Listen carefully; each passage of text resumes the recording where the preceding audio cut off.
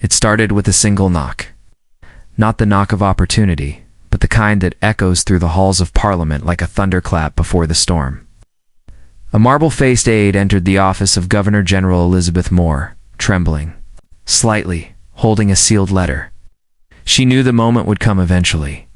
But not like this. Not with the weight of an entire nation's fate tucked inside a single envelope.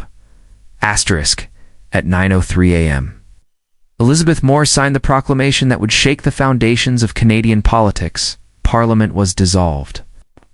The election would be held in just 38 days. The country gasped. But nowhere did the news land harder than in the Ottawa home of Mark Carney, former governor of the Bank of Canada, former governor of the Bank of England, and now aspirant Prime Minister. A man known for his composure, his calm amidst economic storms, sat motionless, remote in hand, eyes fixated on the breaking news flashing across his screen. Asterisk, he had a plan. A year of careful strategy, quiet fundraisers, whispered deals with backbenchers. Carney's political debut was meant to be measured, masterful, not a mad dash through chaos. And now, the rug had been pulled out from under him.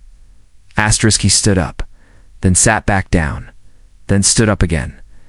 Asterisk, why now? He muttered to no one. Who pulled the strings?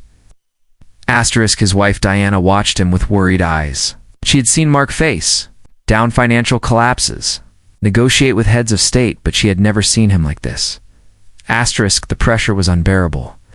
News outlets speculated whether the Governor-General had been pressured by the Prime Minister or whether international events forced her hand. The opposition parties roared with glee, seeing opportunity. And Carney, still unelected, still untested in the arena, now found himself the centerpiece of the national storm. Asterisk, by day 2. His phone wouldn't stop ringing. Asterisk, donors, MPs, strategists, his former colleagues. Asterisk, half of them told him to run now, that this was his moment. The other half warned him to stay away. The chaos would eat him alive. Asterisk, but Mark couldn't shake the image of a small boy he'd met weeks earlier in a town hall in Guelph. Now the boy had shyly tugged on his sleeve and asked, "Will you fix the schools? My sister can't read, and my mom says no one listens." He remembered the boy's eyes. Big, honest, hopeful that night. Mark walked alone along the Red Oak Canal.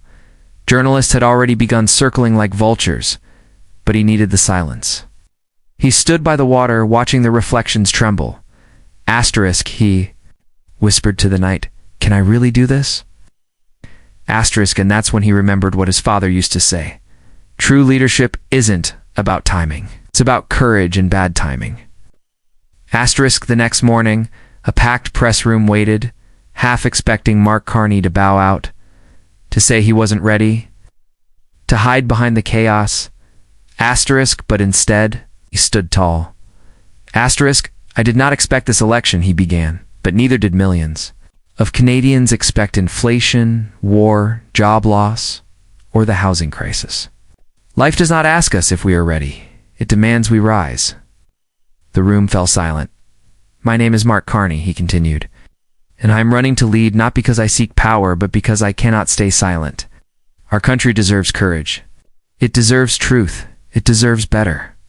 Asterisk, over the next 38 days, Carney crisscrossed the country. He wasn't perfect. He made mistakes. He forgot a province's name during one rally. He snapped at a reporter who pushed too hard. He got drenched in a sudden thunderstorm and delivered a stump speech with his suit clinging to his back. Asterisk, but he also listened. Truly listened. He hugged a grieving mother in Thunder Bay. He helped stack sandbags during flooding in Manitoba. He debated fiercely but respectfully. And slowly, something shifted. Asterisk, the media began to change its tune. Poll numbers nudged upward. Canadians, tired of sound bites and cynicism, saw something real. Asterisk, when election day arrived, no one knew what would happen. Carney wasn't guaranteed victory. He wasn't even guaranteed a seat. Asterisk. But that night, as results poured in, something unexpected happened. Riding after riding turned red. Mark Carney not only won his seat, He led his party to a stunning, hard-fought minority government. Asterisk, he stood once more before cameras. This time not as a candidate, but as Prime Minister designate. Eyes gleaming, voice steady. Asterisk to every Canadian who felt powerless, he said, "This victory is yours." When the unexpected knocks, meet it with courage. Because even in the storm, especially in the storm, we find who we really are. Asterisk the country didn't cheer a perfect man. It cheered a man who broke, bent, and still stood tall.